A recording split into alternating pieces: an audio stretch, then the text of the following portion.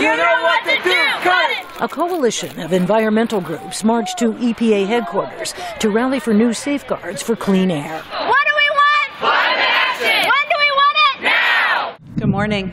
Molly Roush spoke for the nonprofit Moms Clean Air Force and for her family.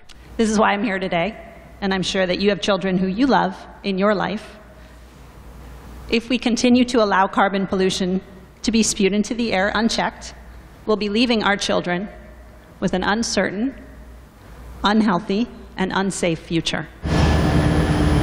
America's 1,000 coal-fired power plants account for 1/3 of the nation's polluting emissions, while supplying nearly 40% of its electricity.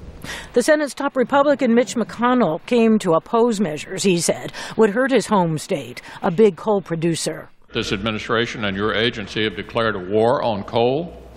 For Kentucky, this means a war on jobs and on our state's economy. Enforcing energy efficiency and pollution controls already on the books is a better approach than issuing new rules, according to energy industry lobbyist Scott Siegel. He warned that restrictive measures would force plants to close, spur job loss, and cut what is now reliable and affordable energy for millions of people. If we impose a unilateral rule, the ironic impact may be to actually increase the carbon burden of this globe by shifting manufacturing of goods to places that are frankly less energy efficient than the United States.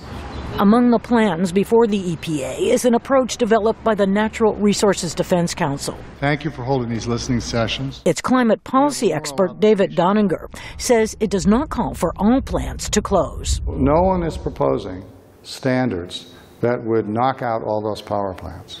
We're talking about a shift from the dirtier ones to the cleaner ones, and from all those fossil fuel-powered ones towards the renewable and even nuclear sources of energy. It is the EPA's job to regulate carbon and protect clean air, Donninger said, suggesting that operating cleaner, energy-efficient power plants more and the dirtier ones less could reduce polluting emissions and save money. So it's a better deal for the customers of the power companies. It's a better deal for us as citizens. And the ones who might lose are the ones who are invested in some of the oldest and dirtiest plants. Ozone levels are likely to also increase. The EPA is now considering comments from the nationwide hearings and will issue proposed standards in June.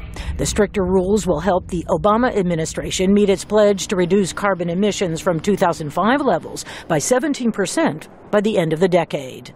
Rosanne Skirble, VOA News, Washington.